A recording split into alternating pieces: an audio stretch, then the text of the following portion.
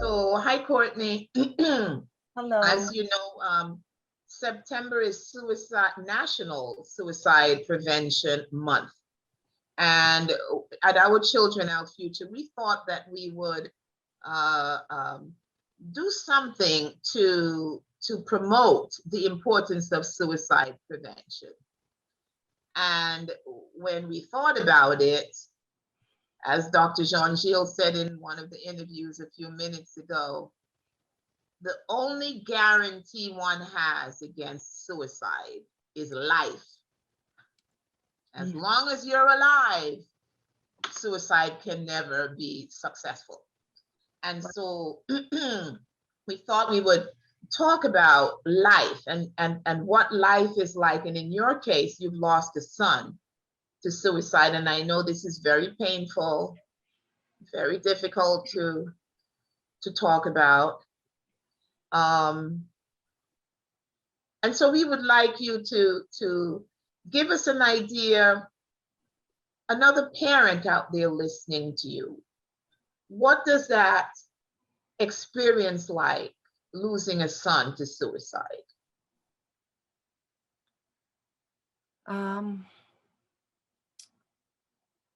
I think that it's natural when a mother or a parent, mother or father, when a parent loses their child to suicide, you naturally feel a sense of guilt, like you didn't do your job in protecting or preparing them properly to handle the weight of this world. So I think that guilt is a natural feeling to feel. And there isn't a way to avoid feeling that. It's kind of inevitable. That's your baby. Your job is to protect them, no matter their age, their height, how big they get. Your job is to is to protect. And when you can't protect them, even from themselves, but let alone things that are mentally draining and painful, when you don't teach the proper training skills to handle that, it weighs on you. It's hard, so as a mom who's lost a child to suicide, you have to take that. You have to take a step back and realize, although I do feel like I tried my best, what could I have done better? What will I do better in moving forward with my other two children? That is so important, because you've lost one child, but you have two other children. Right. And so there is that sense I'm getting from you that you have an opportunity now, two more opportunities, right, to do better what you didn't do in the past. Not that you did your best, but now you can even do it better. Right. And does that give you a sense of purpose in and of itself? Absolutely. When you when you have a second chance at anything, you almost become obsessed and determined to do it better than before. And I think that it's important to give yourself grace. Yes. You only know what to do in each circumstance when you face that circumstance. That's correct. You don't know what to do in situations you're not prepared for. Right. And in the situation of a young woman having a child with mental and emotional disabilities, and I wasn't properly trained to handle my own, let alone teach him how to process his big emotions in a big world, in a little body. Mm-hmm. You start to hone in on, let me talk to my boy right now who I have left. Let me tell him how to process his emotions. That emotions are natural and normal. Mm-hmm. And to teach my daughter how to overcome the stigmatism that emotions are bad. you know. So you definitely have a second chance at doing things better if you look at it that way. It's a choice, I think. So you were saying that it was difficult, um, but you knew that somehow there was a purpose in all that. Of course, you know, you have to think positive, of course, in all aspects. You know, and Jeremiah struggled tremendously with early depression. Um, so you just, you know, as a mom, you just do what you can while you know what to do, you know, and you have to give yourself grace and mercy because we don't know what we're doing. Mhm. We have no idea. Mhm. We just do the best while we can. Do you think there were services that you could have gotten that would have helped you and Jeremiah? And if not, now looking back at it, what do you think might have helped, even those early days when Jeremiah was quite young? We seeked, we we did everything, every possible service that was available to us. We, you know, we did weekly counseling, in home, out of home. We did family, personal. Um, you know, and when children are young, they're rebellious, so they, you know, they don't necessarily know what's best for them, of course. You know, so you're dealing with a child who doesn't know what's best for them, and then you don't know a mother. You have a mother who doesn't know what's best. We're just, you know, Yes. beating our heads against a brick wall here.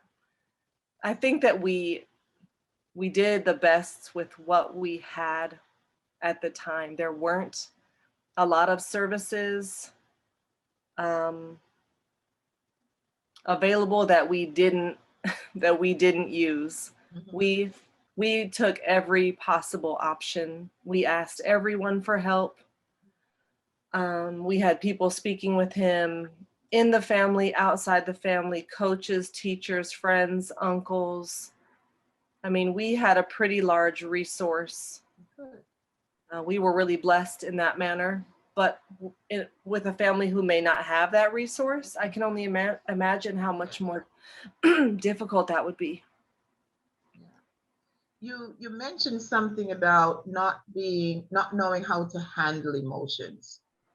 And so what could you say to parents who may have a child who is experiencing this, and the parent themselves may have difficulty handling their own emotions, which can only make parenting a child with these kinds of challenges even more difficult for the parent? You have to put your pride in your back pocket, and you have to be able to say, I don't know what I'm doing, and that's okay. And you have to be able to um, be humble enough to tell your child, I'm never gonna stop. I'm gonna find any avenue that we can to understand what's going on for the both of us. I'm going to work on me, and we're going to work on our relationship. And this is not one-sided. You're not in this alone. You know, children or people facing depression can't feel like the world is against them, like they're in this alone, because they already feel that way. You know, and when a parent isn't willing to admit their shortcomings or be realistic, you know, about how difficult this is. This is Mhm. hard and I don't know what I'm doing, but neither do you. So Mhm. Mhm. let's do it Let's do it together. together. Yeah. You said a mouthful, because unfortunately, the larger society does not encourage Yeah. people to be vulnerable with each other. Right. No, And I very quickly want to blame, mm-hmm. the parent when something doesn't go well with the child, not recognizing that the parent themselves may not have had the opportunity to learn the very skills that they must now teach their child. Right. Absolutely. And a lot of times I think that parents blame their children Mhm. as though they have a choice to Right. be depressed, to sit in the room and be miserable, or just decide to get up and be happy, and it is a huge gray area, and no one knows Yeah. what is best. I used to force Jeremiah out of his room, Mhm. open the blinds and clean Mhm. this mess up, and Mhm. we're Mhm. not going to sit here. um, in the moment, what did it make it easier? Absolutely not. Mhm. It was made it so much worse in the moment, the fighting, the arguing. But Mhm. you just do the best that you can with what you Yeah. have, Yeah. and And as you mentioned, you sought the services. So I mean, you went out of your way to ask for help from those professionals who would have come in and given you the strategies and taught you the skills to Mhm. handle it, but it didn't happen. No, I think that, you know depression is hard. Yes. It is the real life boogie monster. It does come to steal, kill, and destroy. It Yes. does come to take your dreams. It does. And if you give it that power, you know then it wins. And you have to constantly remind and remember and encourage, baby, this is your power. Don't give it away. you know That is so important, Courtney. it is. You've said in that sentence more than I think even you realize. And I wish you would repeat it so that it doesn't just go by the wayside, that any parent listening to this, talk to me some more about that power that each individual has within them that they can exercise over even depression. Yeah, it's hard because you have to talk yourself out of the ditch. You have to talk them out of the ditch while they're there, and they don't believe they ever can get out. You have to constantly reinforce positive thinking, and Exactly.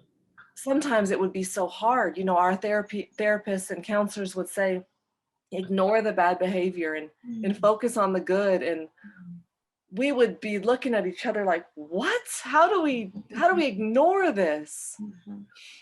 And now that we're here, you know you have to speak to their power. You have to speak to their ability Yes. to be powerful enough to say to themselves, Mhm. you can do this. You can fight this. You're stronger. You're not going to give your power away. And it's an ongoing process. It doesn't stop when you stop saying it. It's every day. Right. It's every day. Just Yes. like I love you, just like have a Yes. good day, Yes. just like did you eat? Did you do your homework? Yeah. Yeah. You have to constantly encourage positive self-talk, Yeah. because their brain is already telling them that That's they're correct. not enough. Their brain is already taking over. And we have to teach them that they can control those feelings, and those feelings will go away, but they've got to, it's a fight, it's a struggle. It It, it, is. it doesn't just happen because you say go away. It No. is a struggle. Mhm. You mentioned something also, because the struggle is within the child, and now you have the parent now also who Right. becomes part of that struggle even within the child. Mhm. So the child could feel like they're struggling against themselves and also having to fight off the parent. Yeah. You Yes, mentioned, absolutely. yeah, you mentioned something the other day about you have learned to parent with love and not with anger. What do you mean by that? I think that when I learned this with age, from one child to the next. And as a young mom, I would be angry when my child would interrupt my my dinner because we'd have to go to the restroom, and I would be upset because I was young, you know, and as I got older, I understood how important it was to poop and how much we would celebrate the bathroom and, you know, and not making it a moment of anger because they need me or Right. because they're bothering me or taking me away from my meal or my activity, but parenting with love and remembering that they're just kids. They don't know. They're just here in this big world processing, if they're processing these big emotions. If not, these emotions are just there. And parenting with love is when you don't come from that. You know, when you don't come from the ability to parent softly and gently, it's hard. You know, it's difficult. Yeah, because you don't have a frame of reference yourself. Absolutely. And so you're having to learn it while you're doing it. Right. You have to hear yourself say what you're saying, and remember, you're talking to someone you love. You're talking to your baby. No matter how terribly they may be misbehaving or how harsh the words may come or how bad the behavior may seem, this still is just a lost child. You know, pulling yourself back in can be hard as an adult. Yeah. Imagine for a child. For sure. And the child will model what the parent is doing. Right. Absolutely. Yeah. What lessons have you learned from all this that you can now pass on and parent your two lovely children?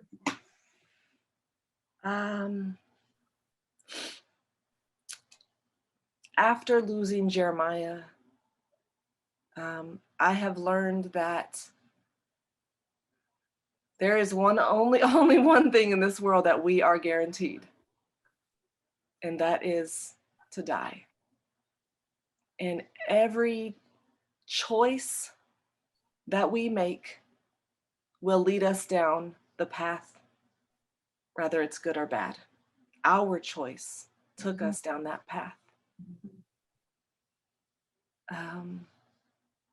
I've definitely learned the joy of carving out moments to spend more time with my kids. Definitely learned to not pick on the small stuff. You know, we used to have a saying with Jeremiah, PYB, which is pick your battle. And we would say this so often, but it never really resonated until you are picking your battles, you know. So enjoy what you have while you have it, and just enjoy them. They're only little, they're only babies for so long. This harsh, mean world is going to be here. Smack them right in the face. It's our job to prepare them for it. Excellent. And preparing them, you mentioned also the part of the importance of communication and teaching them how to manage and handle their emotions. Yeah. I think so often that, you know, we teach boys, get up, shake it off, you know, you'll be okay, come on. But it can still hurt just because they're tough. It can still hurt their feelings. And it doesn't have to be a negative connotation to address a boy or a child with big feelings, big emotions, especially if it is taught at a young age. You know, the value in the words, use your words, just talk to me, let's just talk, I think should be so much more expressed. Sounds like a t-shirt. Yes, use your words. Just, I mean, if more adults just talk. If more adults knew how to talk and use their words, we probably I agree. Much better. I agree. Let alone kids. I agree. I agree. Anything else you want to share with us, Courtney? Closing notes, or Mhm. closing, my last words, I guess. Mhm. Uh, Jeremiah's life here for him was hard. Mhm. It was a struggle for him day in and day out. He fought the gray cloud of depression his entire life. His whole life was a battle to get that, to keep that gray cloud off of him. Yes. And I think that if more people understood how hard that battle is, they're braver and stronger than we give them credit. Mhm. If we had to endure that level of harsh self-talk, that we don't believe that we can be better, Mhm. you know, we may not survive. So I think it's important to tell moms and dads,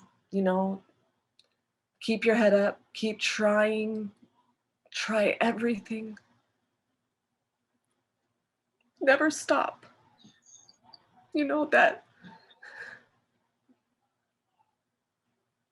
That will be your greatest moment, when you can say, we did everything, we tried our best. And my son, he rests in peace. His pain is over. Yes. And my path, my journey in helping other people through theirs is just beginning. And I want to thank you so much, Courtney, for the courage to do this. I know it wasn't easy. I sure hope you got something out of this also for you. Just the ability to be able just to talk about it. Absolutely. And to reinforce your own empowerment, because you have done an excellent job through this, working your way out of it, working your way through it. I think that is something you must give yourself even more grace to do. Thank you. I do thank you so so much. much. Thanks for Thanks, having me. Courtney.